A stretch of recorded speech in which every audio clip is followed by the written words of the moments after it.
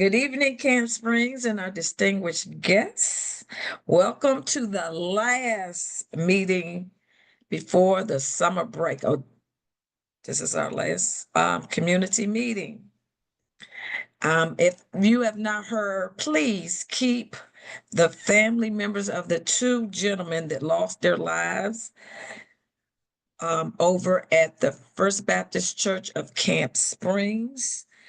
There is a GoFundMe out to help the families. The two gentlemen that lost their life, they were cousins, and they've been in the business. They were roofing for about 15 years. And it's just a travesty. If you don't know, they were electrocuted. They were doing the roof work and they were electrocuted. And what we are going to do is we're going to put on our page the GoFundMe link. If you're in the position, if you're able to give give any amount helps. So if you can, it will go a long way. And I would like to say Happy Mother's Day to mothers.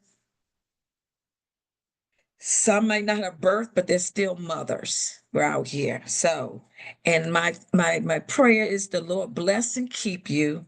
The Lord make his face shine on you. The Lord turn his face toward you and give you peace.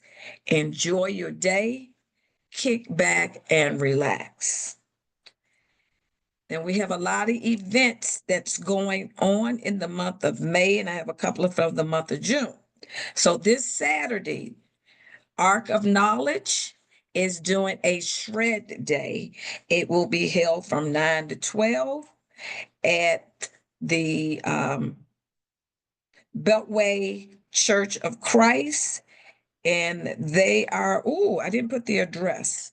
I know it's Davis. Is it 6700 Davis Boulevard? 6,000. 6,000 Davis Boulevard. Now they ask that you're limited to 3 bags or 3 boxes. And please remove the metal and binder clips because that is messing up the machines when you don't remove those metal from the when they put it in the machine. South Tech, which is 7007 Bach Road, they are hosting a behavioral health expo on May 17th from 10 to 2 p.m.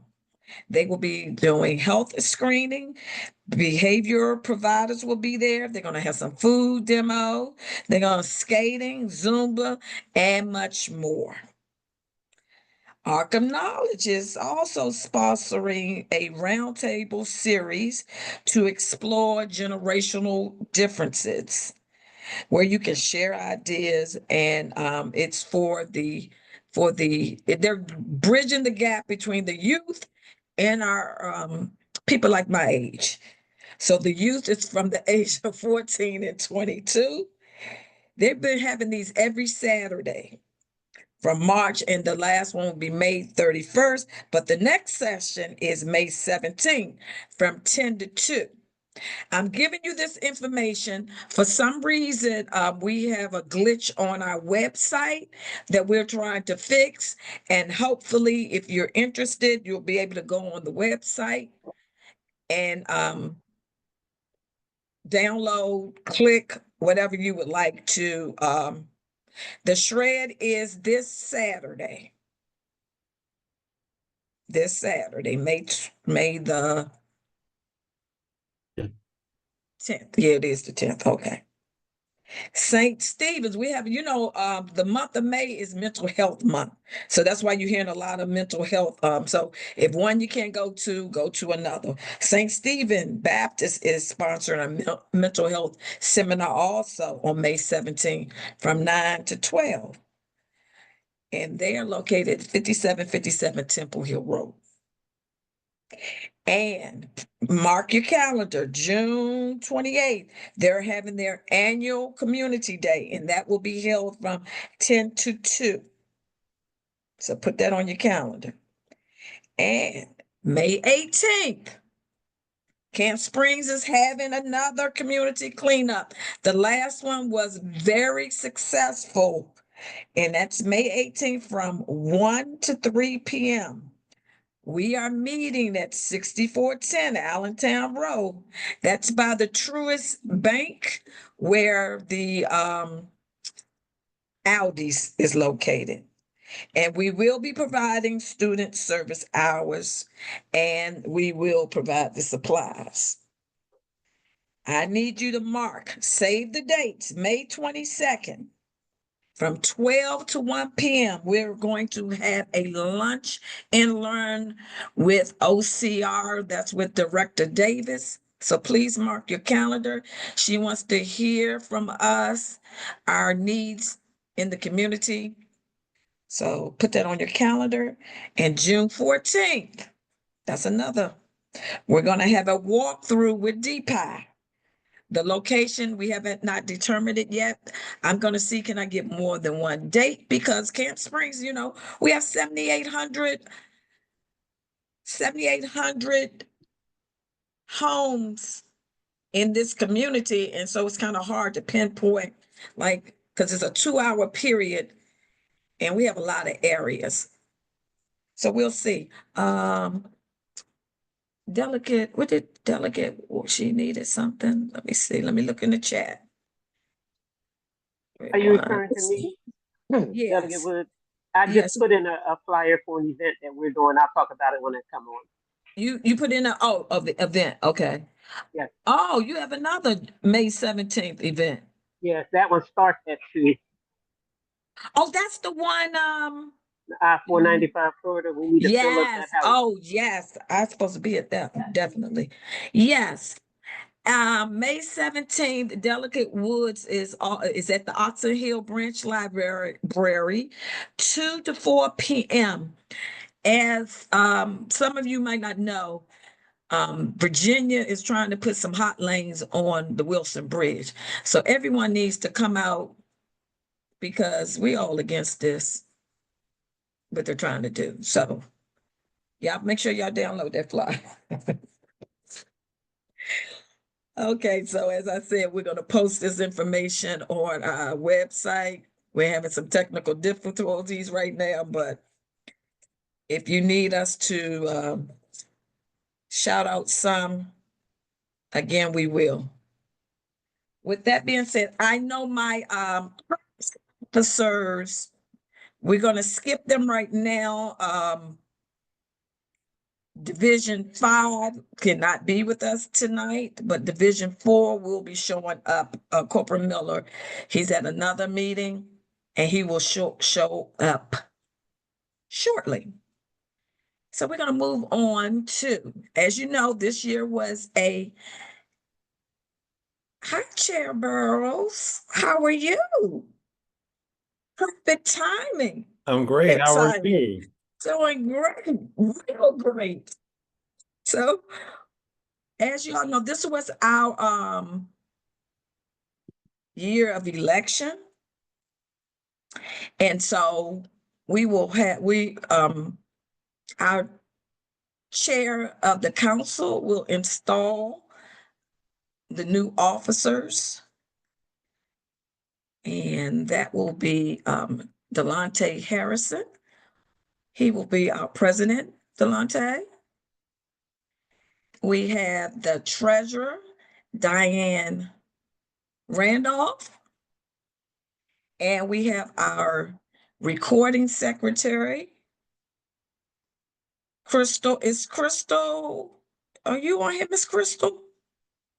Unmute yourself. Is Miss Crystal on here? Yes, I'm here. Okay. So he's going to install these new officers. And once he finishes installing, I want to say something afterwards. And then he has the floor to give his report. So Chairman Burrows, the floor is yours. Good evening, everyone. Thank you so much for joining the Civic Association meeting tonight. I first want to start out by saying how incredibly fortunate I have been to have a Civic Association president like Monique Taylor, who is always fighting for Camp Springs. Every single time I've called her as your council member, she has shown up and she has fought for this area. She's put in so many hours, you would think she's getting paid, but she's not. But she has a deep love for Camp Springs, a deep love for the southern part of Prince George's County. And I can't tell you how grateful I am to your leadership, President Taylor, and everything that you have done. And I would like to, if we were in person, I would have something for you, but we're virtual today. But I just want to say it's so important that in the southern part of the county that we have leaders like President Taylor who are willing to drive to Largo and fight for resources for our area. And she's done that time and time again. And I can't thank you enough for your many years of service. And I know you're not going anywhere, but it's just a beautiful thing to watch you pass the torch to your vice president, someone who's been with you for so many years as well. And so I look forward to working with all of the new officers and anything that I can do to be supportive, feel free to reach out to me. I am a resident of Camp Springs, live right off Allentown Road. I'm just so happy that my civic association is so dynamic and on top of things. And with that, I will ask for Mr. Harrison and Ms. Randolph and Ms. Isaacs to raise your right hand.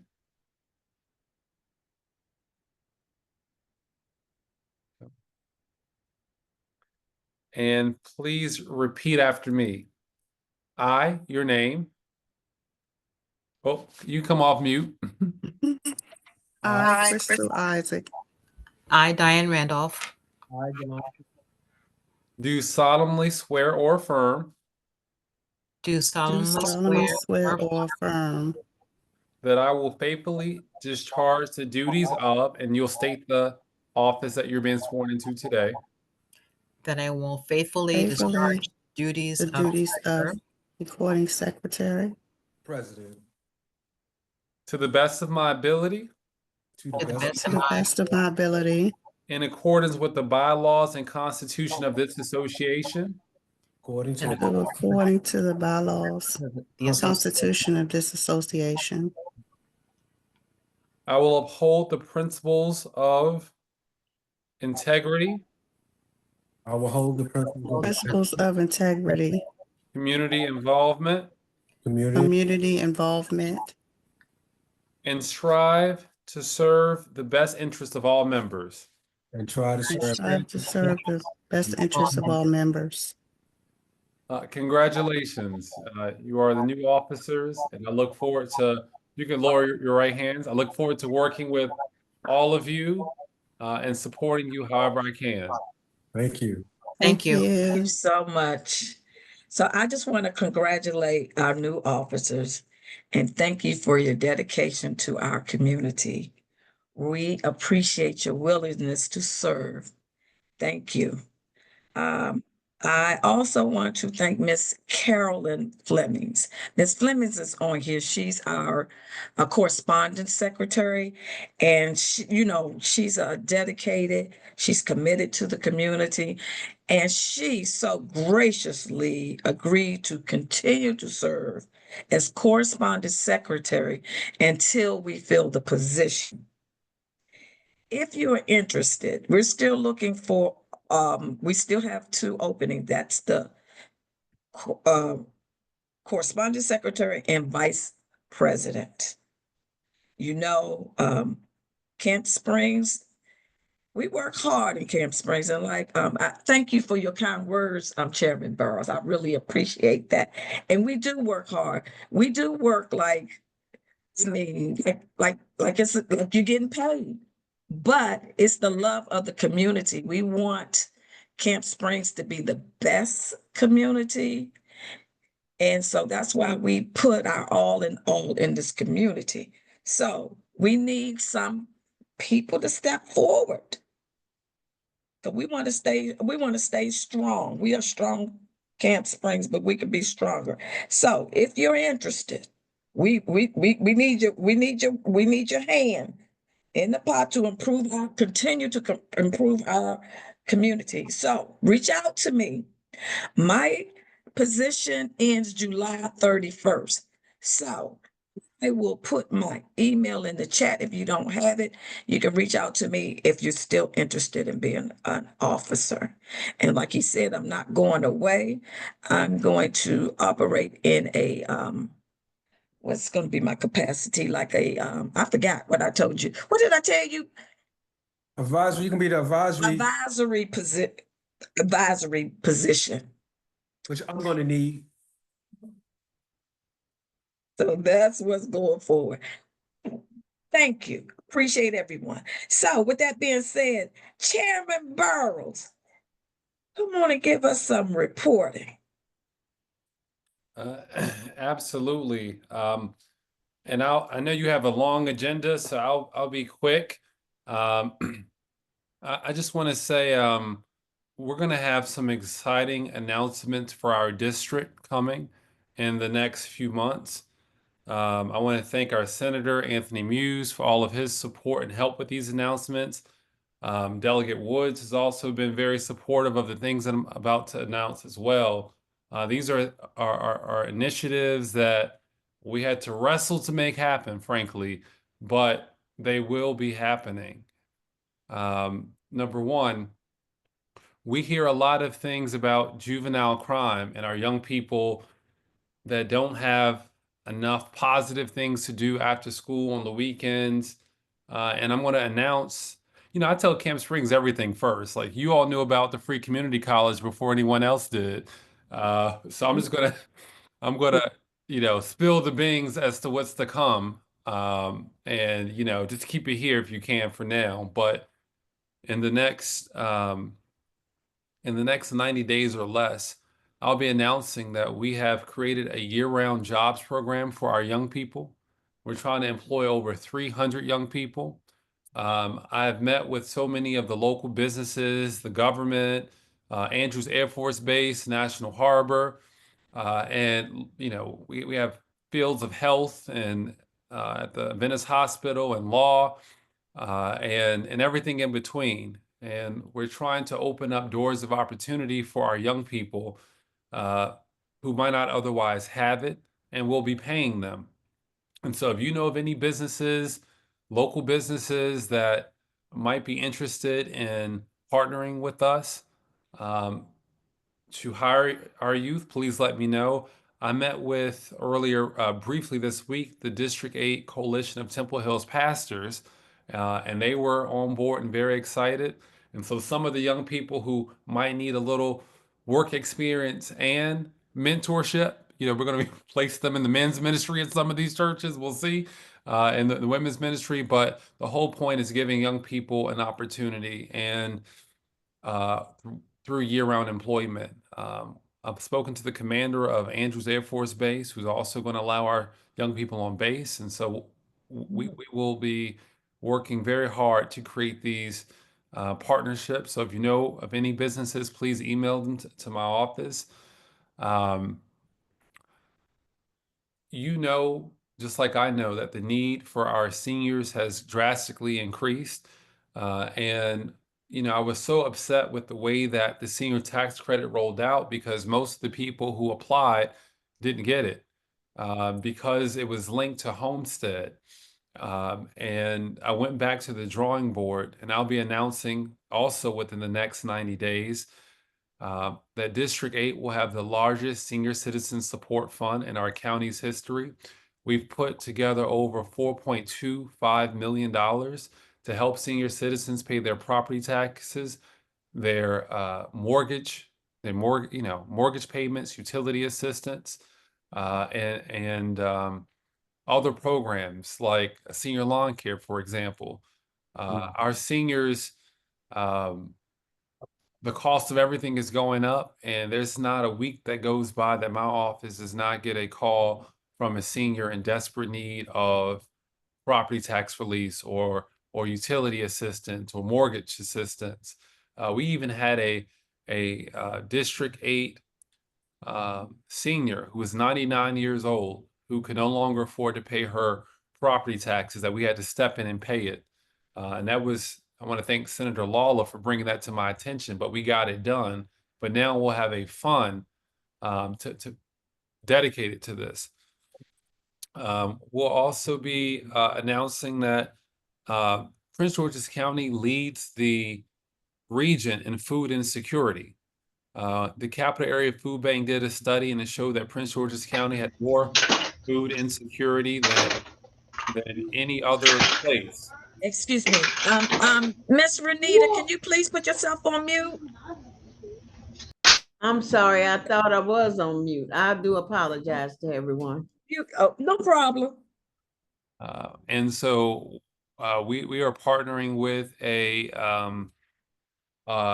food bank operation, and we're marrying the food bank operation along with some guidance around healthy eating, because the number one killer in Prince George's County is heart disease, and our folks are dealing with diabetes and everything else. And what we will be announcing is that if you live in District 8 and you're struggling with any level of food insecurity, that we will essentially adopt you into our program, and we'll be giving out 1,000 food baskets with fresh produce and protein twice a month, so every other week. During the holidays, a lot of us try to do what we can to get turkeys and hams, but the reality is we have people who are starving 365 days a year, always. And so this will be the first and only program in the county where citizens will be able to come every other week and get fresh food, not canned food, and protein included as well. I also want to announce that within the next 90 days, unfortunately, we know that we are struggling with foreclosures again. And what's happening at the federal government with so many of our federal workers and contractors who live in Prince George's County are struggling to make ends meet. And so we'll be partnering with an organization that will help educate the public around foreclosures and mediations. And there are certain things that if you catch it early enough, you can try to go to mediation, and most people don't even go to the mediations or know that they can. And so we're going to provide some assistance around that. In the next 90 days, we'll be announcing that Prince George's County is home to the one of the largest veteran populations in in the state of Maryland. And there's so many services that our veterans receive once they achieve 100% of their disability. And so we have a District 8 base group that will be helping navigate our veterans through that process. And they've already started doing that successfully. And that could mean thousands of dollars additional a month in their pockets. One of the things that really concern me, and I don't think people know about it, but in 20745, we lead the county in HIV and STDs. And it's not for all of the new HIV cases, 48% of them are women, which most people don't realize. 48% are women. And the county's health clinics are in Cheverly and Laurel. We don't have anything down here to deal with that. And so I'll be partnering with an organization that will be providing services in this area. And once our new county executive comes in, who is so dedicated to ensuring that we get our fair share, we'll be able to bring some of those resources we'll be able to ensure that no part of our district is left behind. I'll put it that way. But that will be announced. I'm just looking at my list. And so I have some other programs, but all of these are unfortunately delayed because, well, President Taylor, you know, we were delayed because of the a group that delayed us, but it's okay. But it's going to happen, and all of these things that I'm saying, because we were delayed so much. Instead of having the proper time to roll out every single program under a certain calendar, we're actually having to roll out all the programs at once. So I ask for your patience and your support through that time period. Okay, I just got a message from Senator Muse. He's about to get on. And so those are some announcements. I didn't announce them all in the interest of time because I know you have a lot of speakers, but those are my announcements for now. Thank you so much.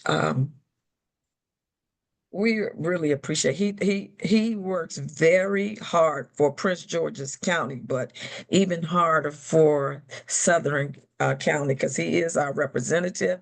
And we're just so proud of you, our chairman. He is our chairman for this council. Are you the youngest, have been the chair? Aren't Yes. you the youngest? He's the youngest person who's become the chairman for the council for Prince George's County.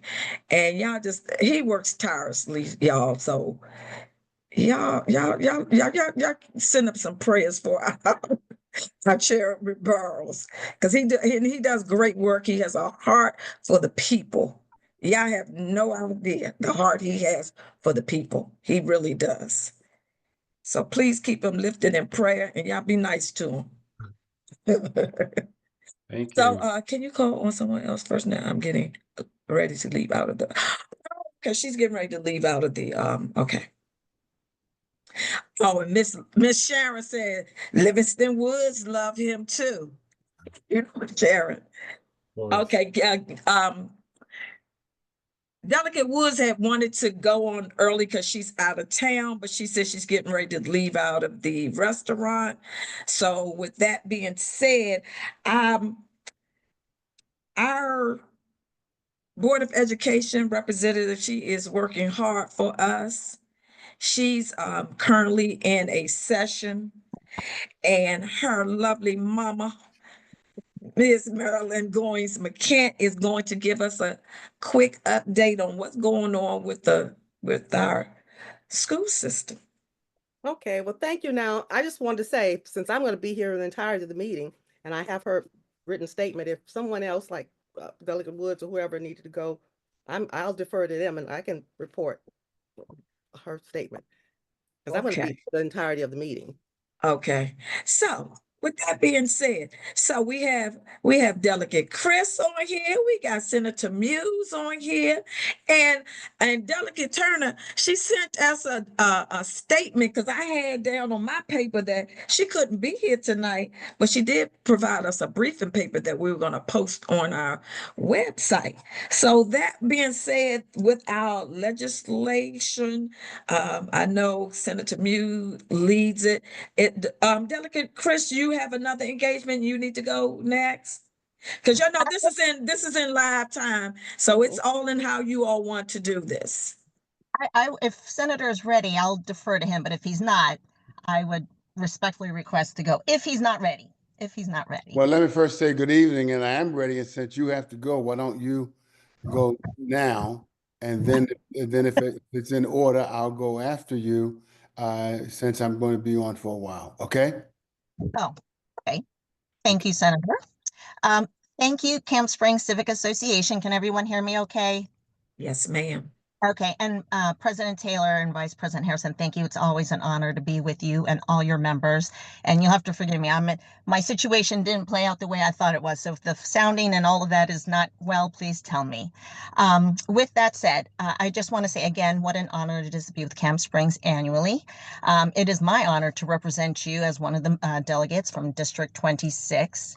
And as many of you know, we just adjourned the 447th legislative session, which, we concluded our 90 days of work on April 8th, and we considered well over 2,000 individual bills that dealt with the state's record $3 billion shortfall.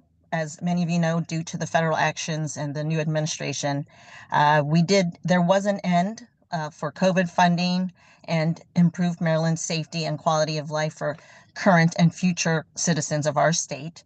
For those of you who may not be familiar with me, though I've been representing for quite some time, I serve on the Economic Matters Committee, where I chair the Alcohol Subcommittee, and I sit on the Business Regulations Subcommittee as well. And as a proud member of the Prince George's House delegation, I also serve as the chair of the Bi-County Subcommittee, which addresses legislation that jointly impacts both Prince George's and Montgomery County and provides oversight over Washington Sanitary Services Commission, WSSC, and Maryland Park and Planning, MNC PPC. And I also serve in leadership as the Deputy Majority Leader in the House of Delegates and serve on the House Rules and Executive Nominations Committee.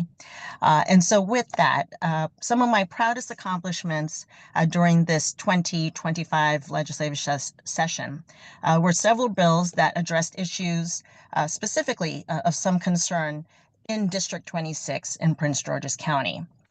And for those of you who know my history with legislation, I have been working the last 7-8 years on Route 210, Indian Head Highway. As many of you know, unfortunately and sadly, Route 210 is known nationally, especially with AAA, as the Highway of Death. And so as lead sponsor and the members of District 26 Senator Muse and the delegates who wholeheartedly support the measures that have been put forth over the years, as many of you know, there have been numerous legislation regarding additional speed cameras and the like. Well, last year I came before you and mentioned that I tried to put in a bill that would increase penalties of fines because of the recidivism speeding driving on 210 and the egregiousness of the speeds that are taking place, and with the minuscule fines that are being issued for those infractions. And so I'm pleased to report that this year, with the help of Senator Buse on the Senate side, we were able to get House Bill 349, Senate Bill 485, which is the speed monitoring systems bill, increasing penalty fines on Maryland Route 210. So what this legislation will be doing is changing the civil penalties for speeding on Route 210 from a flat fee of $40. So for those of you who weren't familiar, whatever speed people were going and recidivizing at that, we're only getting a penalty of $40. So now the penalty structure, which we framed after the District of Columbia, so we weren't setting precedent, it will now be from $40 up to $425, depending, on the seriousness of the infraction that was being committed. So penalties begin when a motorist exceeds the posted speed by 12 miles. So I will mention to you, we have a constituent who expressed concern and discontent with the cameras and being issued citations. And she had actually vocalized that she said she had been driving 210 for a decade or more and always goes, what was her quote, 68 miles an hour, and I've never gotten ticketed.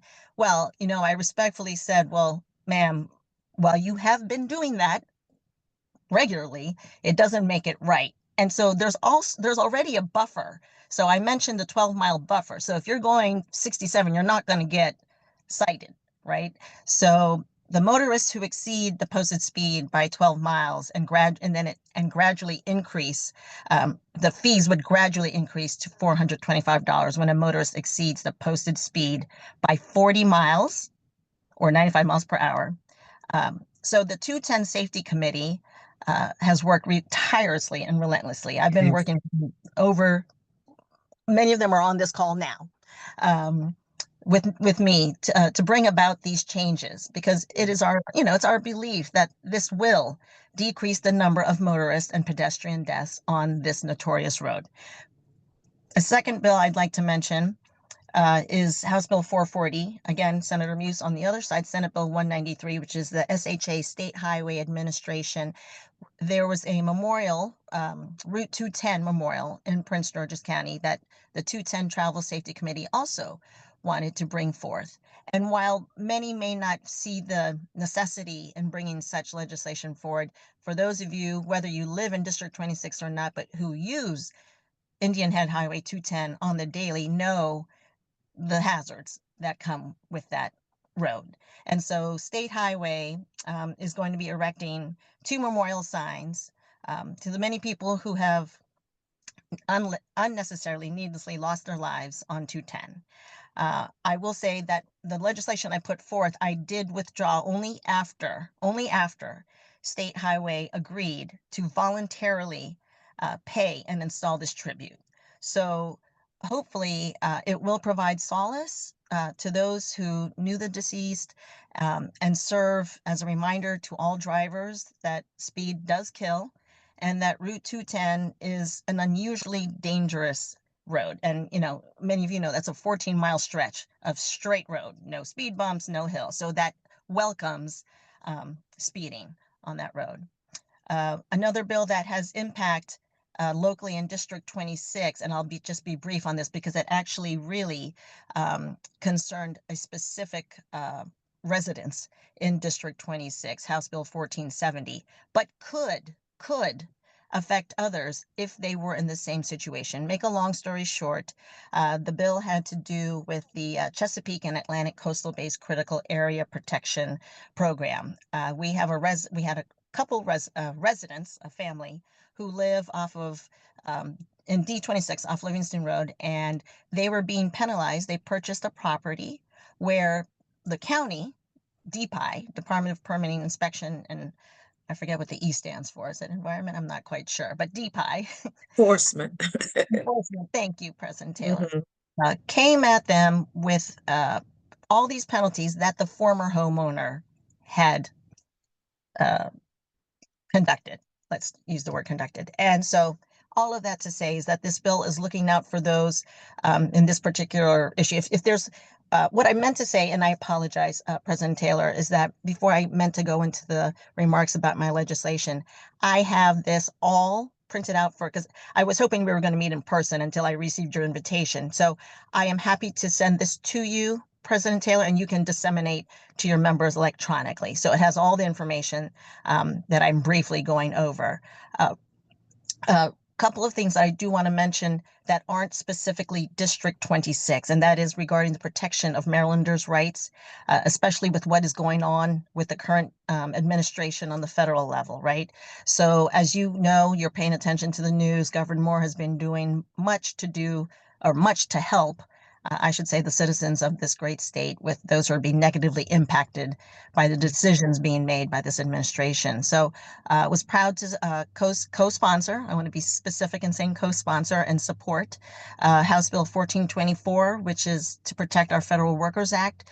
It would be providing financial assistance to former federal employees and contractors who are facing economic hardship because of the federal programs, cuts and layoffs, and the relocation of federal programs.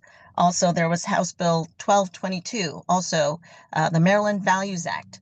This were in the hopes of preventing the sale and disclosure of sensitive personal information to outside entities when that information is sourced from government agencies. As you all know, what's going on with DOJ and how they are allegedly, freeing us from spending and waste and what have you, but have no authority or clearance to be doing such things as far as getting these confidential informations. So this legislation is seeking to require coordination with the Department of IT. The legislation will also protect sensitive spaces, provide guidance, and limit Maryland participation in ICE enforcement. One more I'd like to mention regarding Marylanders' rights is House Bill 718, which is the Maryland Healthcare Coverage Protection Commission, and it's establishing a commission to monitor the impact of actual and potential changes to federal programs such as ACA, the Affordable Care Act, MHPA-EA, Medicaid, the Maryland Children's Healthcare Programs, Medicare, other federally supported healthcare programs. This commission will provide recommendations for state and local jurisdictions on how to protect affordable healthcare in our state. There's also, with regard, I'm trying to cover like Marylanders' rights, District 26 legislation, as far as education is concerned. There were bills that were brought forth. One of them I'd like to mention is House Bill 504, which is the Excellence in Maryland Public Schools Act, which is hopefully to restore essential funding to the community schools, students from low-income families, and multilingual learner services, and teacher collaboration time, hoping to focus on targeted investments in teacher recruitment, retention, and professional development. I will just cover one more area. I really like to cover two, but I think two would be suffice. One is from Environment and Transportation. I mentioned that I serve on Economic Matters, which covers utilities such as Pepco, BGE, and the source and the like. So House Bill 1035, which is also Senate Bill 937, is the electricity and gas, the emissions reductions, rate regulation, cost recovery, infrastructure, renewable energy, portfolio standard, and energy assistance programs. Although it didn't pass in its original form, this bill, its intent is to dramatically improve essential elements that would move Maryland, move our state toward our climate goals, to include the addition of policies in the STRIDE reform, the removal of waste to energy as a tier 1 resource, as I'm not going to assume everyone understands or what I'm saying about tier 1, but it has been an issue in our state as far as our renewable portfolio, right? To make sure that we have clean, green sources. That has been a contention ongoing. And so the removal of waste energy as a tier 1 resource in the state's renewable portfolio standard, also known as the RPS, the procurement of battery storage, which is an issue, utility transparency, and the removal of the most significant environmental justice concerns. Again, there are folks on this call who are part of that in South County Environmental Justice Coalition. As far as public safety and criminal justice, I would be remiss if I did not mention this very important bill that took place, but I will let Senator delve into that because that is his bill on the Senate side. But I will just say House Bill 853, the Maryland Second Look Act. I will defer to him on that. But one more piece of legislation as far as public safety and criminal justice is concerned is House Bill 499, which is the Expungement Reform Act of this year, which seeks to change the waiting period for filing expungement petitions and allowing petitioners after a specific period.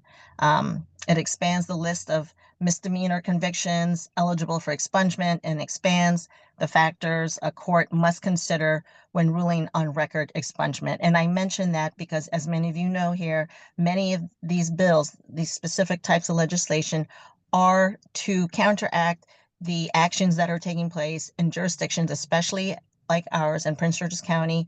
We tend to be compared with Baltimore City, but that's because we have the demographic of large African-American populations. And as we very well know, our young adolescents in the Black community are being targeted. And so these bills seek to remediate those issues that are taking place more often than we would like. And so I thought that was pertinent to mention. Overall, I tried to cover certain bills from certain subject matter in the interest of time of not boring anyone. But as I said, President Taylor, I have this electronically and I will be sending this to you so that you can disseminate to the Camp Springs members. And please know my information is on that document, on that newsletter, and I have been receiving calls and emails from your members. So I appreciate your trust and having me represent as one of your representatives, and I'm happy to do so. So with that, thank you for the inclusion annually, and I am always pleased to attend. We're always pleased to have you. Thank you. You've been very busy. Working for us. So we appreciate it. Thank you so much. With that being said, I think Delegate Woods, I think she's on she ready. Yeah. Senator Muse, because she's out of town. So we're going to If let her Senator Muse speak and wants to then go, though. say it again. If Senator Muse wants to go, please, I would defer to him. Okay, go ahead. Y'all know we in live time. We all family, so y'all decide. You on mute, Senator Muse? I'm sorry, how much time do you have, Jamil? I'm not gonna be that as long because I have some things I have to move to for a couple Yeah, others. so go ahead, Senator, please take your time. It's fine. Here's what I'll do. When if you feel like you 2 minutes before you feel like you have to go, just butt in and say 2, okay? I'll stop and you go and you take it from there, okay? That way we can both Yes, make it. sir. We have to be on time. Thank you for being here. Thank you, Madam President, and those new officers who were also installed tonight. I'm always happy to be with the Camp Springs Civic Association. As you know, I'm C. Anthony Muse, and I serve as on the Judicial Proceedings Committee. I serve as Vice Chair of Executive Nominations and member of the Rules Committee and 3 other Senate committees that I'm grateful to serve on. I'm also grateful to serve in the 26th District with all of my colleagues. We have to work together as a team because one person cannot get anything done without a team. So having a team that have worked with me and that have done all that they could to push our district forward, I am grateful. Let me go very quickly. I'll start with the budget. This session, we had a hard job of tackling a multi-billion-dollar budget deficit. The delegates and I worked very hard to bring back some resources to invest in our state, county, and the 26th District. There's some local investments that also impact the 26th District directly. We get in the Senate side, I don't know how they do it on the delegate side, but we get a capital budget allotment that as senators, we can compete for to bring back additional money to our county. Even in this tight time, economic crunch time, and with the budget deficit, I was able to bring back $100,000 to Excel Academy to finalize the renovations for our 24,000 square foot gymnasium on the school campus, and $100,000 to low power FM radio education, so that we can continue to move forward with that low power FM community station. We did that. We also, I was also able to compete and work with my Senate colleagues to bring back $150,000, and now it becomes $250,000 to put a monument on the Potomac towards the acquisition, planning, design, and construction rather of a black historic memorial that is not just about those famous persons around the country, but it will really focus on the heroes of Prince George's County, many of whom have gone on, and we don't, and our youth do not know who they are. That people like Wayne Curry and Floyd Wilson and Ike Gordine, just names that we can call out that no one across this county will really know about because they served 30, 40, 50 years ago. So I have $250,000 toward the acquisition of that. We're hoping to get some land on National Harbor so that we can begin building that and putting that together. And I have a number of others who are business people, et cetera, who are pitching in money to get that done. It'll be a first of its kind in our state. as well as in our county. I was able to bring back $50,000 to Oxon Hill Recreational Club for the maintenance and operations of the recreational complex, and $100,000 to Potomac High School toward the renovation of the locker rooms, weight room, and fitness rooms. So those was money that I was able to kind of get out of the Senate for them to give to our district. We had the Constitution, we had and have the constitutional obligation to balance the budget, and that's a tough job when we address a budget deficit with possibly $2 billion in spending cuts and $1.2 billion in revenue resources. And so that's a lot that we have to deal with.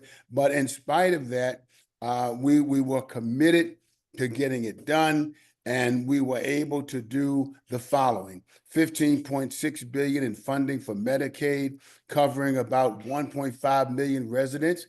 Another $594.4 million in new funding for public schools that represented a 7.3% increase, even in this deficit, and not knowing what else Trump is going to do. We're trying to prepare ahead of time. $500 million in new revenues to support the state's transportation and aging infrastructure, including Prince George's County. $181.5 million toward the fiscal year 2025 for community services for those with the developmental disabilities. We have to do all that we can and put more money into this area. $121.8 million in police aid, $46 million above the statutory required amount, in addition to $60 million in victim services funding and $5.5 million for community-based efforts. So we were able, in spite of all of that, to do all that we could. And matter of fact, as a $2 billion in cash reserves, including $2.1 billion in the rainy day fund, and $317 million in the general fund to protect us against the federal uncertainty for years ahead.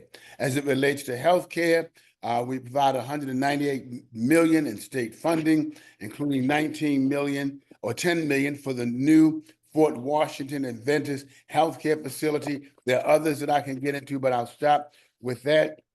When it comes down to the bills that I was able to sponsor and or co-sponsor, one that was very important to me was medical parole, life imprisonment. This bill streamlines the medical parole process for those who are terminally ill, who are dying maybe 3 to 6 months from death, that they can be released into the custody of their family. That's just a kind of a humanity issue that we wanted to deal with. It's also a fiscal issue, a fiscal note for the state where they save some money. But this bill maintains victim notification procedures while promoting, again, a human approach to incarceration. I remind people that, yes, incarceration is punishment, but it's also more so supposed to be a rehabilitation and a correctional facility. And so a corrections institution. So that was very important. I was let's see, let me look at a couple of more. The reparations, many of you have heard a lot of talk about the reparations bill. I believe it's very important for us to not just look at our Black history, but to look at what may be owed to us as a result of what's happened to us from slavery until now. We are behind. We continue to be behind. It's like starting a race, and the race is 300 miles, and someone starts at 250 miles ahead of us and asks us to start at 5 miles. We never can catch them. Reparations is just this is a study. And that's what I remind people. It's just a study for now. It's been long and central to our state's growth, from building this infrastructure and understanding that we have lost a lot. We've lost a lot in terms of housing, education, finances. Okay, it says confirm my language. Is that right? Can you understand me? Yes. Okay, someone posted, sounds like you might have switched to a different language. Please update it so we can better have quality transcription. That's just somebody put that up on there, just shot up on my computer. I want to make sure I'm speaking English. No, we don't see that. Okay. Yeah, I have it. It's right here on the record. So anyway, I don't know how that happened. But let me just ignore that. We want to study ways that America can do what is right to make not just equitable in terms of apologizing, but what do we do? What are some of the things that we can do when it comes down to reparations? We could, in terms of housing and loans, school, free college. There are many things that we're going to look at, businesses, what we can do for businesses to somehow make it more equitable for not just Blacks, but for minorities to be able to succeed better. And no matter how much people try to hide our history or write us out of history, what has happened has happened. And the only way to make it better is to acknowledge it and begin to make amends for that. That was one of the largest bills that we had passed and it really fought hard for to get that bill passed. I think that they mentioned the Second Look Act. Yeah, I don't believe, and some people may disagree with me, but I believe that if you committed a crime when you were 18 and you spent 20 to 30 years in prison, at least you should have the right to be looked at for possible parole that's outside of our normal parole structure. One of the things that the governor asked me to do, and I did do it, was to take him out of the parole process so that the parole process would not include a governor who is so busy that they may not even be able to look at the reports for 6 months or a year. And so we're looking at that as well. And in doing so, I was able to pass that, get that done, and then to say, we want to look, it passed, I believe, the Senate, but we're trying to get it through the House. I was a co-sponsor of this bill to help this bill to move along. There are many bills that we co-sponsored.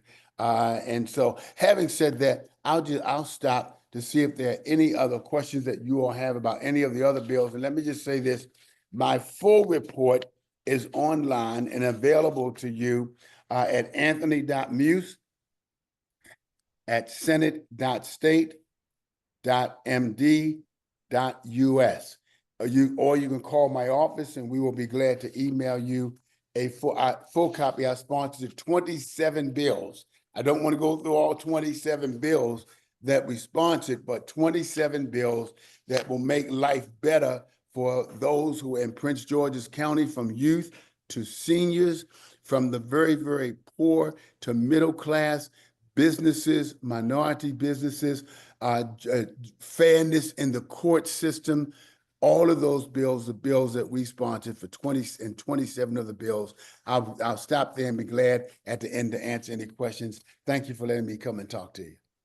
Thank you, Senator Muse. Senator Muse, can you do me a favor? Yes. Say your email address again so I can, because I'm gonna put it in the chat. It's anthony.muse. Yes. Just a moment. That's a. Because the C not in there? Is this Anthony? No, this is the state. This Okay. is the state. It's not the personal. This is the state. So it's my state office. So it'll be anthony.muse at Senate, all this is one word, Mhm. .state.md.us.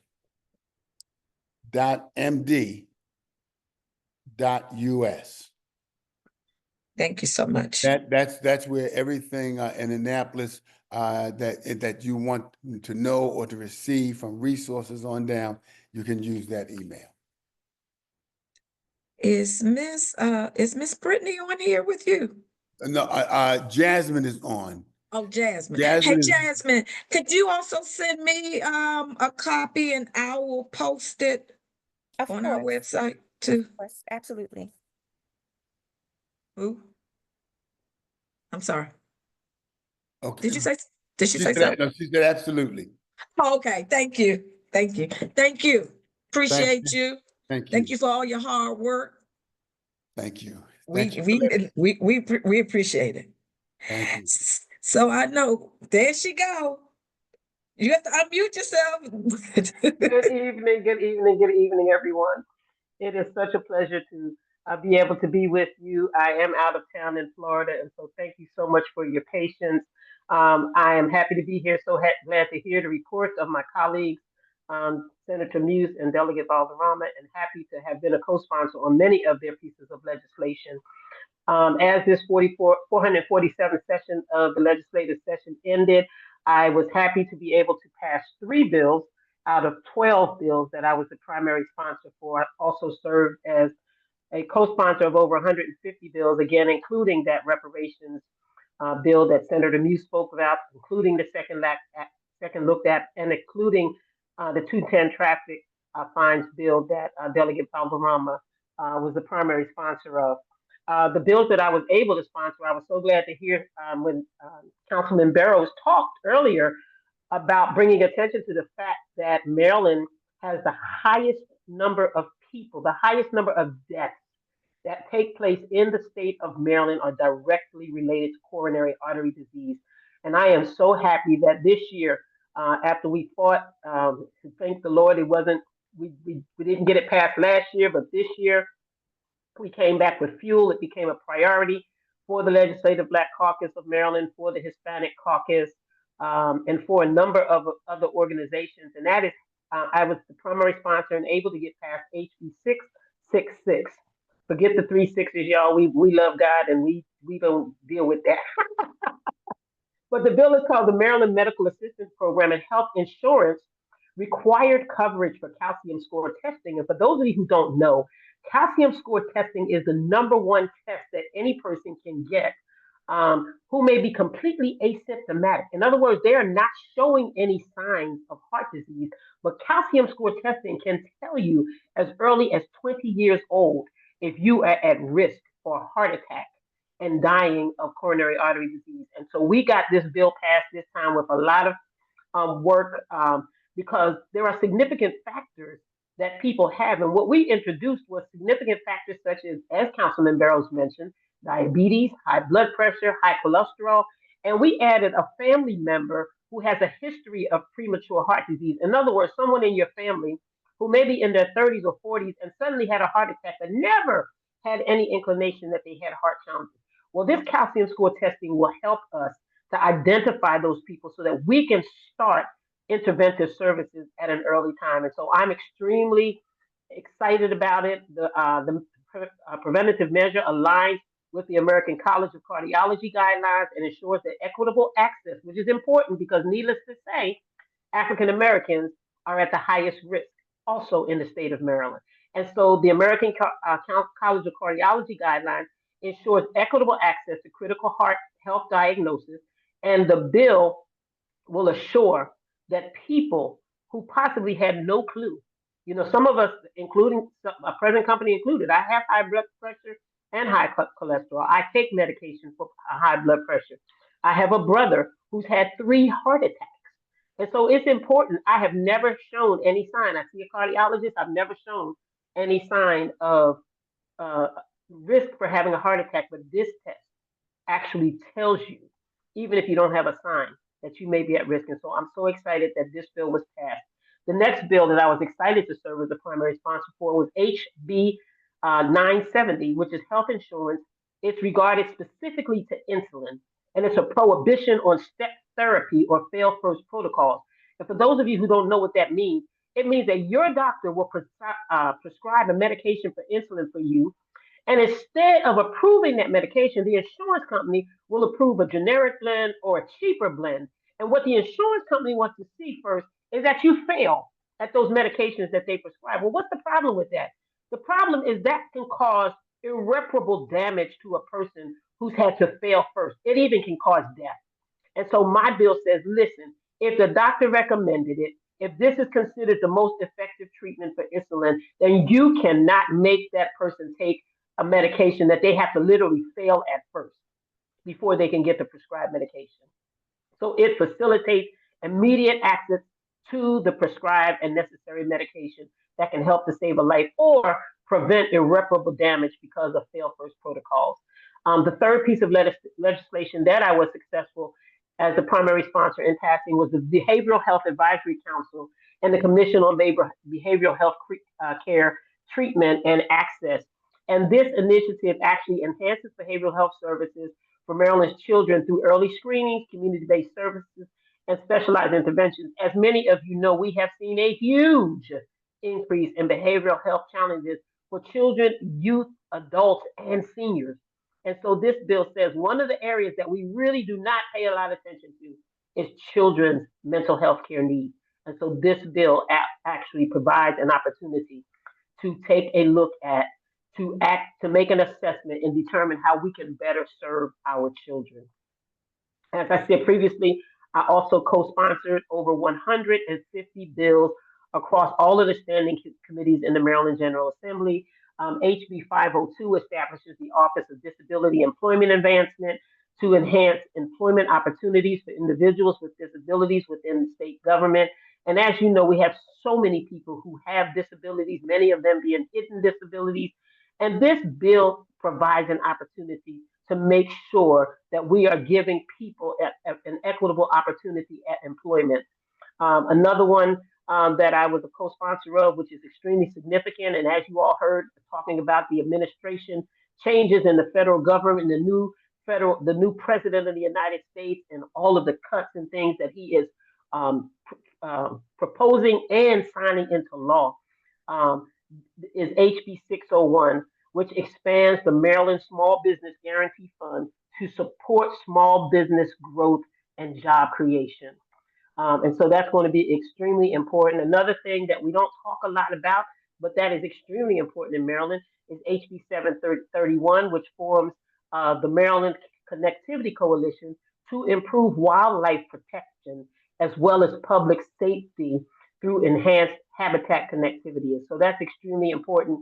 People talk about all of these deers and all of these things, and people having accidents and people having challenges with animals in their yard, but we have to establish a way. People who are running into animals at our parks, this bill allows us to make sure that we put all of this under control, and so that we can improve protection of the wildlife as well as public safety through enhanced habitat connectivity.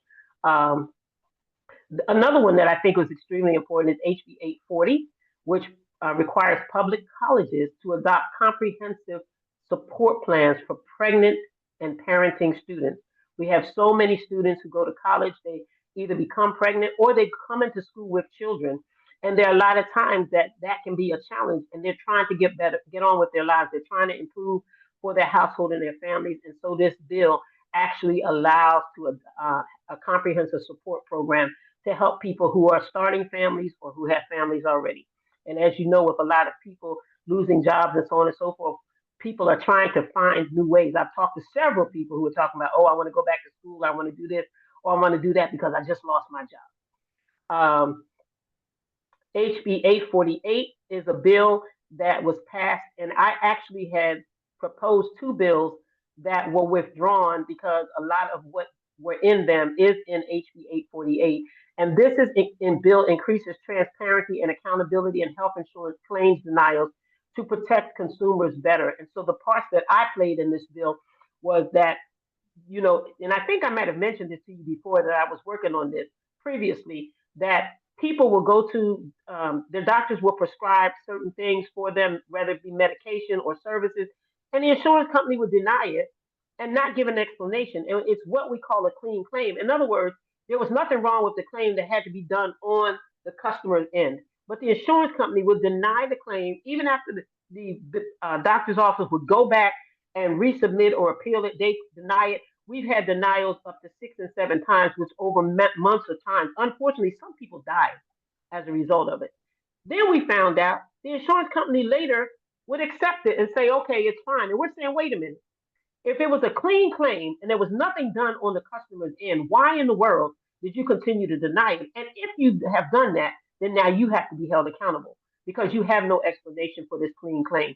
And so HB 848 increases the account of transparency and increases accountability for these health insurance claims so that insurance companies cannot continue to do this travesty that harm people. Another significant bill that I was a co-sponsor on was HB 707, Eric's ID law, which was sponsored by Janelle Wilkins, chair of the Legislative Black Caucus of Maryland, and Kim Taylor, Delegate Kim Taylor. And it allows individuals who have disabilities to voluntarily, if they're not forced to do it, to voluntarily add a non-apparent disability notation to their license or ID to improve safety and communication during interactions, especially with law enforcement. Why is this important? Because you and I know, and it impacts the African American community so much that there are so many times when officers encounter someone who has a mental health challenge, and the officer, whose job is to protect themselves and to protect others, does not recognize that this child has a disability or this adult has a disability, and sometimes it has led to legal force that became a fatality simply because the officer did not recognize that this person had a mental health disability, and they are unable to be able to respond in the way that the officer expects. And Senator Muse talked about it, SB 587, HB 1422, the Maryland Reparations Commission, to which I am definitely was a huge co-sponsor and glad to see that bill finally get passed. Also, the Second Look Act, as Senator Muse said, many people argued and talked about, well, I lost my child and, and we don't get a second look, we don't get to look at our child again. Well, I lost a child also to gun violence. Many people don't know that I don't use the word step. So my husband's son was my son, and we lost him to gun violence. But what I've come to understand is young people can make some stupid decisions. They're have not matured. They're not, you understand what I'm saying? Understanding specifically what they've done. But let's not even just talk about young people. Senator Muse is a bishop. I am a pastor. And some of the people came to me and tell me how it was ungodly for us to be able to look at somebody who's committed a heinous crime such as murder and to be able to say that we can give them a second look. And I call them to the scriptures and say, listen, you have people in the scriptures that committed murders that were some of the greatest people in the Bible. David, the Bible calls him a man after God's own heart. Okay. He committed murder and God said he was a man after his heart, made him a great king. You have people such as Moses who committed murder and God used him to deliver a nation. And so I don't believe it's up to us to make a decision whether a person, we're not saying automatic second chance, we're saying a second look. The second look is by a judge who can decide that they can't go back into the community. But we believe that people have a right to have a second look. And then my colleague, Delegate Valderrama, HB 349, the 210 traffic line fines bill, that was so important to 210. And I'm so excited to see that bill, we were able to get that bill passed. I was able to secure some funding through the Bond Initiative Program. Unlike Senator Muse, the delegates did not have a great opportunity as it relates to bonds. This year, we only had $200,000 between all of the delegates, which is significantly less than we've ever had. And so I was happy. I wanted to focus my content on youth, seniors, and mental health. And so out of those, I was able to secure $50,000 for the 60 Plus Arts Active Retired Talent and Seniors program called CAPA, $50,000. This program I've actually witnessed myself and seen how seniors are living better lives, are just doing so much better because of the support and all of the things that are offered them through the program. And so I was extremely excited to be able to get $50,000 to them, and also to Shepherd Pratt, the residential treatment program that deals specifically with mental health issues. Was so excited to get $50,000. It was much less money that we had hoped to give to organizations, but I'm thankful that we were able to get them something. So many worthy organizations were not able to get funding this year, but we're going to keep pressing. As you know, we had horrendous bill challenges with the current budget. We may even have to go back into session. I don't know if anybody's aware of that because of the budget and how Medicaid might be impacted in the children in the citizens of Maryland. Thank you so much. You mentioned the May 17th meeting, Monique, that will be taking place, and that is the meeting that specifically addresses. Now we got this 210 legislation passed for the fine increase. Now we've got Virginia Department of Transportation determining that they're going to put toll lanes across the Wilson Bridge, which is largely in the state of Maryland, Prince George's County. They want to put toll lanes in it. They want to handle all of it. It has horrendous challenges to the people of Maryland. There is research I'm happy to share with anybody, but hope that you'll come to this May 17th meeting. We got to fight for this, just like we fought for 210. We've got to fight to prevent this from happening. There is tremendous research out there that tells you that when you have toll lanes that end in a bottleneck, as these do, pouring into 210, 295, and 495 going through Oxon Hill in Prince George's County, District 26, that it is a disaster going somewhere to happen. It increases traffic accidents. It causes so many challenges. What had been determined through DDOT, MDOT, and WMATA, that's Washington, D.C. and Virginia, that if we did anything across the Wilson Bridge, it would be building heavy rails so that we can connect people to work opportunities. We could decrease the carbon footprint so that we can make better access for everybody, okay? Decreasing all of the horrendous traffic challenges that we already have in place. So these toll lanes would be a major challenge. VDOT has tried to manipulate us in so many ways. They even had the unmitigated goal to think that that we were stupid and say, well, what if we just do one toll lane on each side? And I said, where in the world has anybody ever heard of one toll lane? That's going to itself cause a major backup problem. The thing that I've recently learned, y'all, is that many people in Virginia are even against this. Yes. And so VDOT has refused to do the studies that we've asked them to do. We've presented information and they haven't responded. And so State Highway Association, Maryland Department of Transportation, VDOT are going to be at this May 17th meeting. Y'all, we need to fill this room up. The votes are coming up very soon to determine whether this is going to take place. And we have got to show. I'm happy to say Councilman Barrows has already spoken. The county council is in agreement that they're going to be against this. I've spoken with chair of the Prince George's delegation, Nicole Williams, who has already written her own letter in opposition, but is encouraging that the delegation will also do a letter. So we're expecting them to be there. Delegate Andrea Harrison is going to be speaking on behalf of the Prince George's delegation, as Delegate Nicole Williams will be out of town on May 17th. But we need the community to come out strong. Yes. It is at 2, right? 2 p.m. It's at 2 p.m. 2 p.m. So after the mental health event. Look, I want everybody to come out. Oxon Hill Library. Y'all don't want toll roads on that length, on the Wilson Bridge. It's a disaster. If people know in Virginia, they have all these toll roads. Do y'all see any improvement in their traffic? No. Not at all. All it is a money grab. This, please. And no benefit, no financial benefit. Right. To Spread the County. word. We don't want it, period, but no financial benefit. I'm sorry. I'm just telling people, spread the word. Make sure you're at the Oxon Hill Library at 2 o'clock. And Delegate Woods, I'm gonna see. Let me ask John something. John, she put it in the chat? Can we pull it off of there to make sure we post it, because we need people to come out to this meeting. Flyer? Yes. Can we pull it off of here?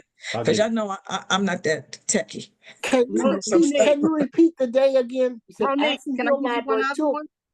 What day? It's May 17th. Saturday, May 17th, 2 to 4 at Oxon Hill Library. So Monique, can I give you one more? Yes, ma'am. Okay, VDOT's doing another presentation on Wednesday, June 4th at Oxon Hill High School. June 4th at Oxon Hill. What time? Can you send that to me too, please? Yeah, what time? I see, and that's how I know they haven't sent it out to everybody, because I'm talking to a lot of people and they don't know about it. I'm gonna post it on Nextdoor and I'll send it to you all as well. We Yes, appreciate it. Thank you. and as legislators, it has been an atrocity that they have not kept us informed about these events. And so I want to thank you, Patricia Monroe, for always being on top of these issues. And I will say this meeting being held on May 17th is the first meeting where we control the narrative. Every Yes. other meeting that has been held, VDOT has controlled the narrative. And so they only provided information that would benefit them and from their perspective. That's why it is Yes. extremely important for us to be there. Senator Muse will be speaking on behalf of the District 26 delegation.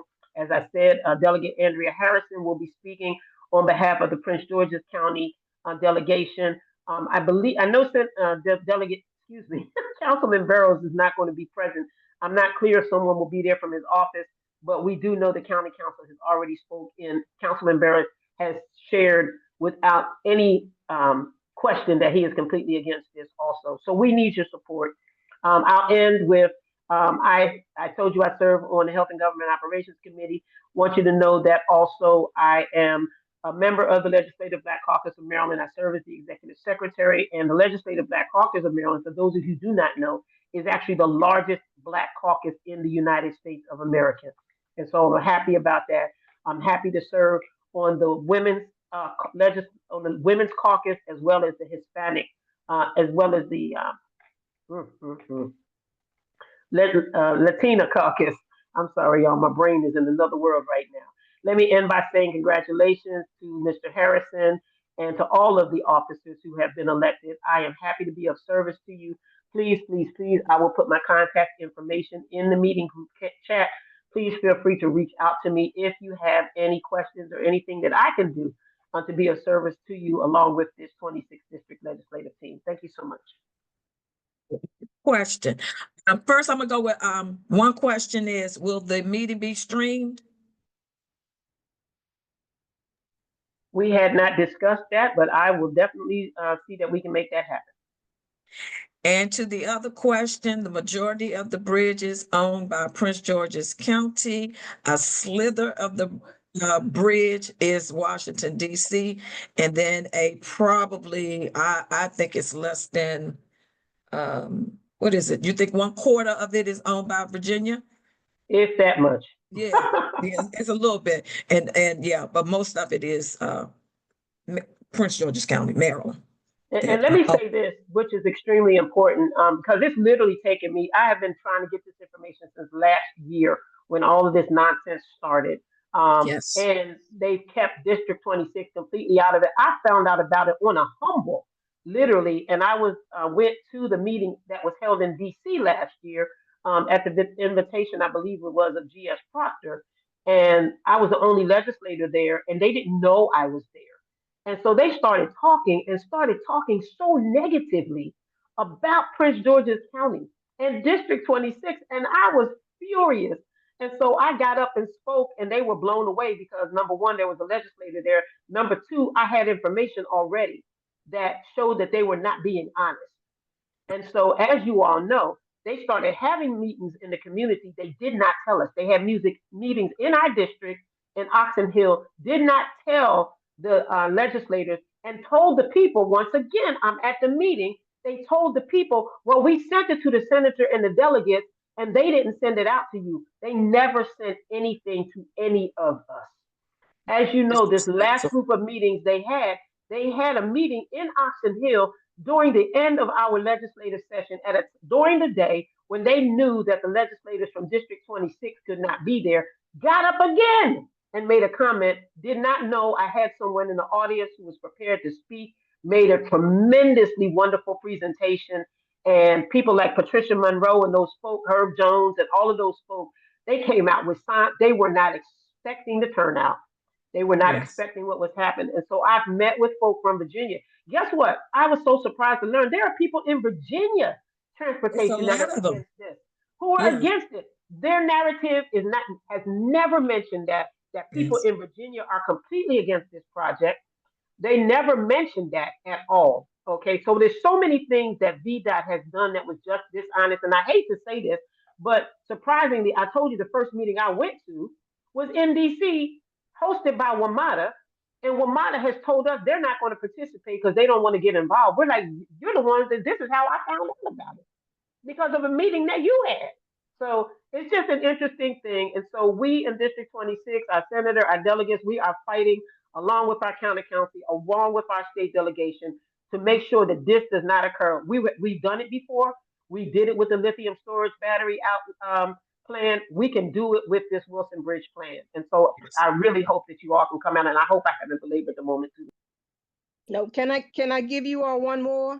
On the Yes, ma'am. 14th, the Transportation Board is having a meeting, and there's a coalition of us going to that meeting.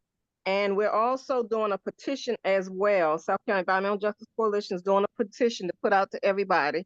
So we're going to inundate them with emails, our faces, and let it be known that we don't want this on this side. See, we own most of it. I just don't see how they're just taking over. I'm not gonna say what I want to say. One more thing. Just one more thing. Because we're running out of time. Yes, Delegate Woods. Just one last thing. I apologize. Is that I told you that since last year, they said last year, oh, well, we have a memorandum of understanding that says that VDOT was given permission to handle all of the affairs regarding the Wilson Bridge. I promise you, for almost a year, I said, we need this memo. I requested it from everybody. Why? Just last month did I find out that no such memo exists. The memo that exists, no such memo that exists. The memorandum of understanding that exists is a memorandum of understanding that says VDOT will be in charge of the maintenance of the Wilson Bridge. In other words, they are in charge of identifying and making all of the necessary repairs to the bridge.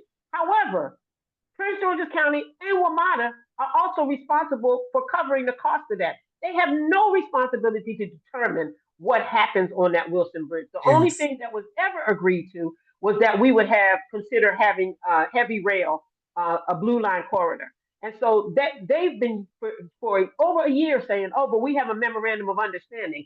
And I'm like, for over a year, we've been waiting for it. And then I find out that Maryland Department of Transportation finally got me the information last month.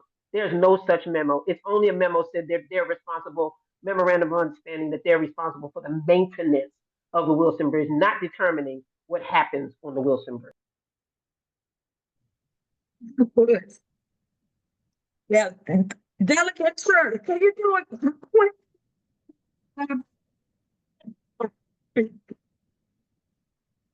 Can you send out the document to post, and we were going to do it after tonight's meeting. But you know, I can't remember. I wasn't supposed to be here. You know, I wasn't supposed to be here. Well, give us greetings. Give us greetings. Greetings, Monique. I'm just so sorry you leaving us. But I know that Dante, he's going to do a fantastic job. And he knows that he got a senator and 3 delegates to help him as well in his little what he's got to do with this Camp Springs. I've been here from a long time with Camp Springs. You know that's been my baby. But my team has done a great deed tonight. And no need for me to say anything, but thank you for inviting me. I am here listening. I love Camp Springs. We will all work together. Ma'am. Let me tell you something. It was rough for this is what we just had up in Annapolis. But that's okay. You got 4 people that is dynamite. I just want to let everybody on this call know that we appreciate each and every one of you. We really do. And I just want to thank you and welcome the new members. Thank you for doing the work and continue to let Camp Springs be number 1 out of all of these districts here. Okay, so I'm not here to say a lot. A lot's been. I sent you, Monique, my letter information. She's going to get it to everybody. Yes. A lot of us, you know, we all have to vote together. So when you have a team that sticks together and votes together, it means a lot up in Annapolis. So Yes. I just want you to know it was rough, but we made it through, and you Yes, got you the do. best. Y'all got the best of the best. That's all I can tell you. And We Senator appreciate Hughes is my man.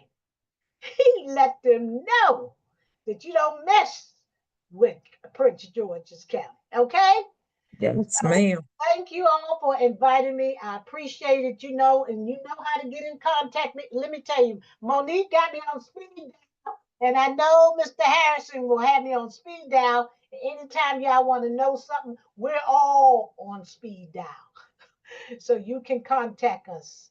And y'all have all the mothers have a happy Mother's Day and You too. nice summer. Yes, Thank you. ma'am. That's all I got to say. You continue with this meeting. Thank you.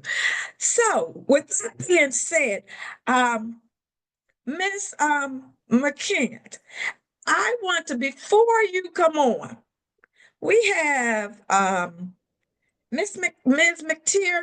Are you there? Is Miss McTeer still on the line? Still here. Okay.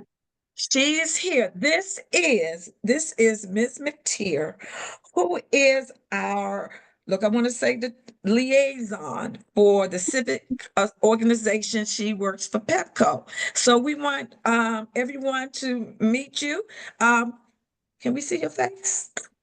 I'm sure. You're not showing up. You're Is not it not showing up? No. But here you go. How are you?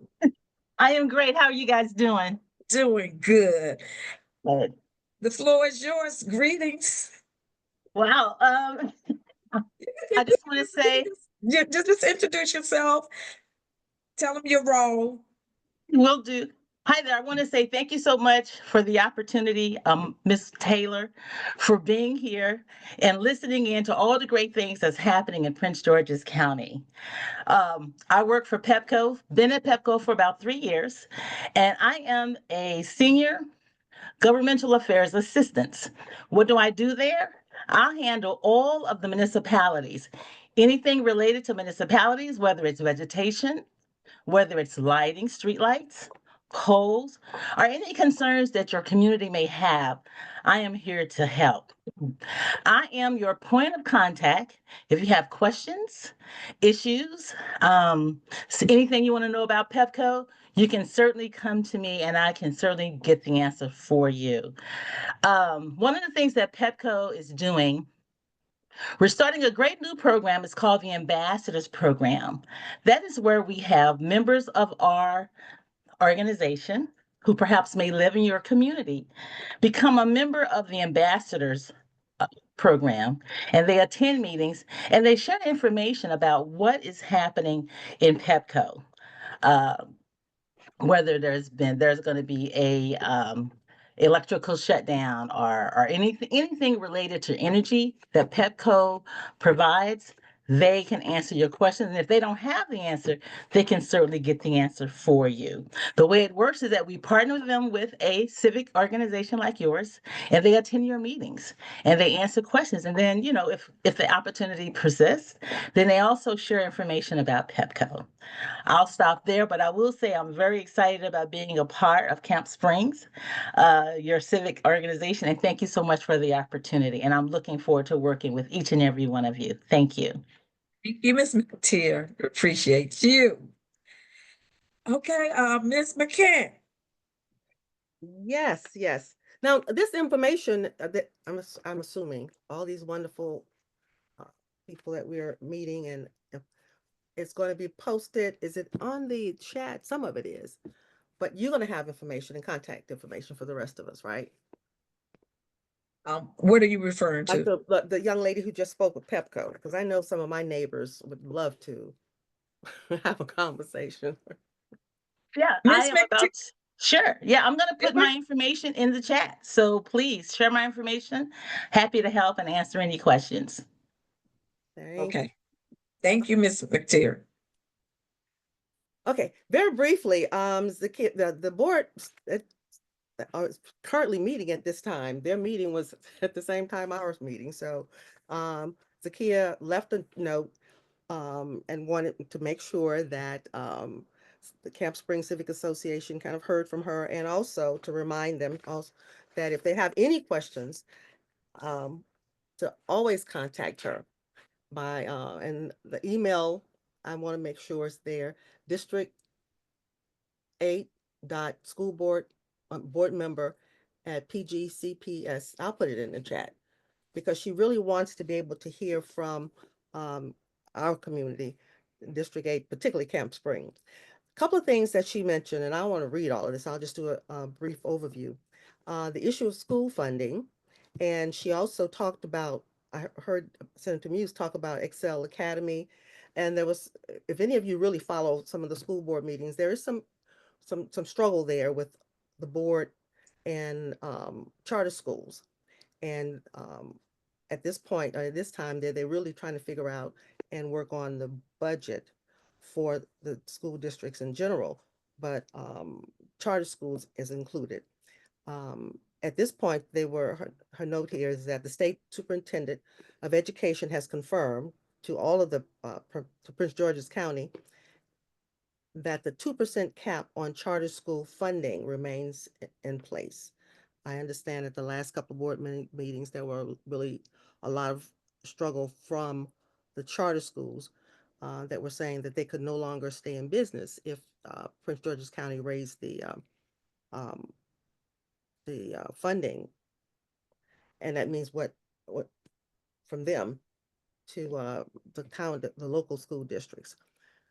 So the superintendent of education at the state level is saying that that's going to be shared or remain the same as last year. Excel Academy, she's aware of the issues there with the funding, and she understands there was a town hall meeting held last night, and she will be meeting with the principal in the coming weeks to better understand and how to support them, because she is a supporter of charter schools. School-based budgeting concerns, that's a big deal. And her comment here, we're aware of the challenges related to student-based budgeting, particularly contract requirements like the mandate for the schools to figure out in their budgets how that the mandate to have assistant principals, and the schools have to figure out how they're going to do that with the funding they receive. Graduations, there are 4 high schools here in District 8, and she will be attending all of them. The graduation, Potomac, Oxon Hill, Friendly, and Crossland. And she's stating to the members of Camp Spring Civic Association, if your child attends a high school outside of District 8 and you'd like her to attend, please give her a call or contact her, because she really wants to celebrate the students who achieve that high school diploma from District 8 and specifically from Camp Springs. Any questions? I'm happy to take down notes, but as usual, she really wants to make sure that the community understand that she's available. Feel free to contact her with any questions, or if there's any questions, I can be happy to relay the message or questions to her. Okay, can you put her Yes. Prince George's County in the chat? I will do so now. Appreciate that. Now, Corporal Miller.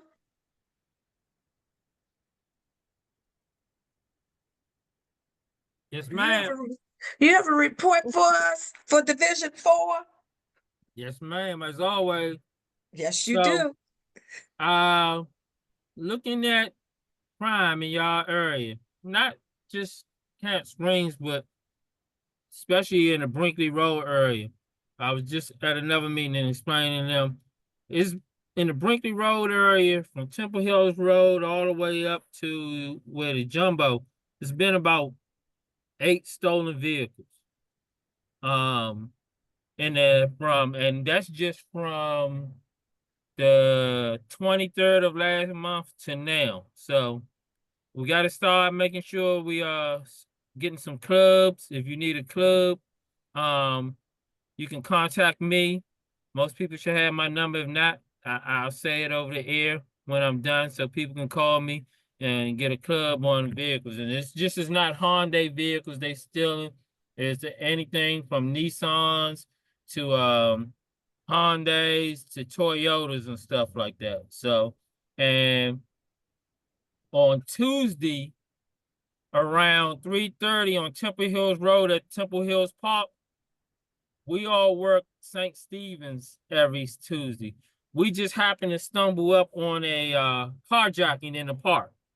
3 kids was trying to carjack a male in the park, and he said the wrong thing at first. We chased them all the way to DC before they told us to cut it. But they did apply a weapon, so, and he was not paying attention, and they just walked up on him when they saw him going to his car, and they started trying to fight him over his car. So please be very careful and be aware of your surroundings, okay? That's it pretty much that I see anything serious in y'all community and near your community. When you say Brinkley Road, is it all of Brinkley Road, or are we talking Pretty about much all the way up from Allentown Road all the way up to Jumbo? Ashford community, over in that area got hit hard up to with a Ashford, up there by Oxon Hill Church of God, that community back there. Oh, the Jackson's crossing. community.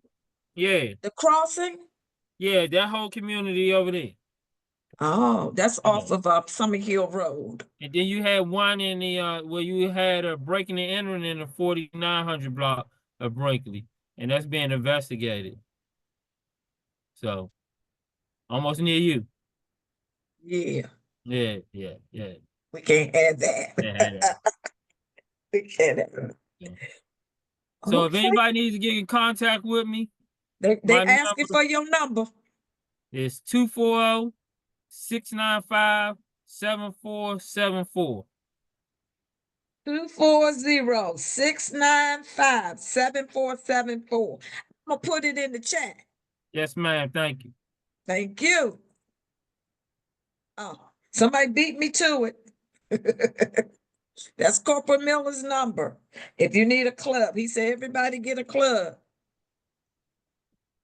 You gonna get my club? You need a club. Corporal Johnson's supposed to have my club. 695-7474,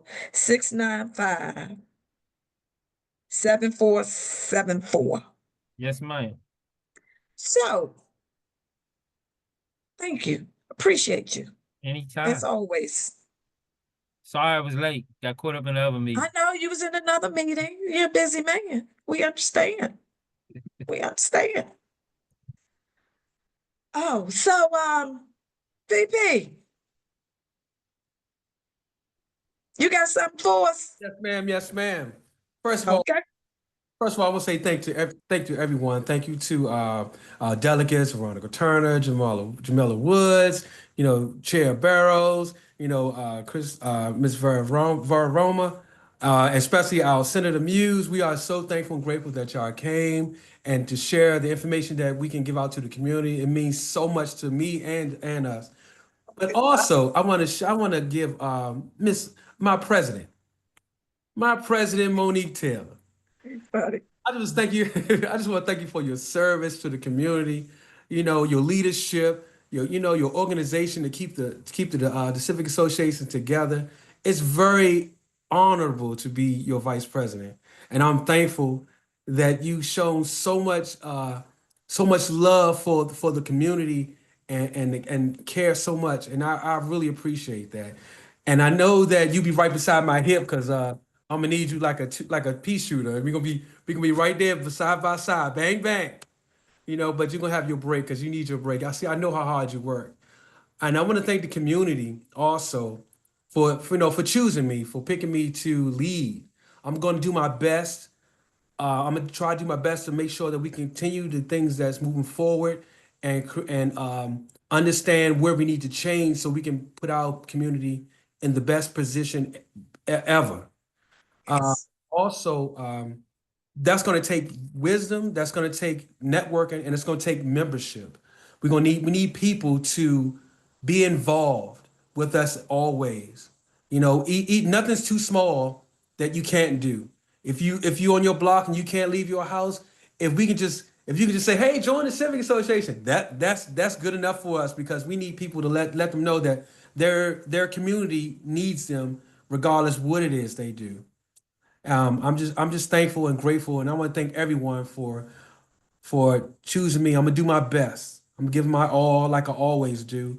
I'm gonna try to be a good representative of the community everywhere I go, and make sure that I connect with all the businesses and to my neighbors.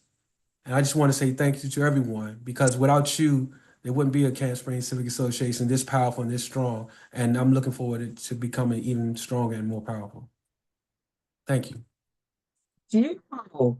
And I want to thank everyone that have come out this evening. Thank you. Like he said, Senator Muse, Delegate Turner, Delegate Woods, Delegate Chris had to leave, and Chair Burrows had to leave us early. And thank you, Ms. Monroe, for providing us with the additional information we need. I know we said a lot of different events are going on, but we definitely gotta, this thing with this toll, That's important. it is, y'all just don't understand. I'm in Virginia a lot. The traffic is horrible. I mean, some days you go through there, if you go through a toll, it'd be $43. And it's just and why it makes it such ridiculous. We own most of it, as Delicate Wood said, and they're gonna what they say. They trying to what's the term we used to use? Because you know I'm an older woman. What they trying to do? They just trying like what is it? Bulldoze? Railroad. Or strong arm. And have no intentions whatsoever. Have no intentions of providing any financial redress to Prince George's County whatsoever. Yeah, they're keeping the money for themselves. We don't want the toll road, period. But the fact that they have the unmitigated gall to think that they can take the majority of the bridge that's in Prince George's County, put the toll lanes in, and all of the money go to Virginia. That's ludicrous. So don't forget, we're gonna post everything. So come out. Yeah. And y'all have a wonderful summer. Stay safe. And again, happy Mother's Day to all the beautiful ladies. Because everybody mother someone, even if you didn't birth someone, you have been a mother. And please, if you can, we're also going to put out about the 2 men that lost their lives. There's a GoFundMe, and we're going to post that if you can give $1, 50 cents, whatever you can give to help with that family, because you know, we know how devastating that is. Yeah. And quick question, were they members of First Baptist Church of Camp Springs? No, they were doing the roof. Just doing the roof on the church. Okay, because I never got the clarity of that. That is in our 26th legislative district, and so yes. I hope I'm not being presumptuous to say that I believe that Senator Muse and the delegation will send a letter to both of the families, offering our condolences and our prayers, and I definitely will be making a contribution. We appreciate that, because it's, I mean, you heard that. I don't want to get graphic about what happened, but it's pretty graphic. And you know the family is devastated. Yeah. And a lot of people witnessed it. They actually watched these men burn to death because the fire department couldn't do anything. Other people couldn't intervene. And so you actually had people watching. Ooh. And so it's a very sad, sad situation. But we are definitely in prayer and asking all of your prayer and intercession, because it was a traumatic experience, needless to say, for the family, but for so many other people who just happened to witness it. Oh, as my famous saying, are all minds clear? Meeting adjourned. God bless you all. Good night. Good night. God bless you. Good night, everybody. God bless you. Good night. Good night. Thank you, Monique. You've been phenomenal. Yes. Thank you. Yes, you have. Thank you, ma'am. Bye-bye.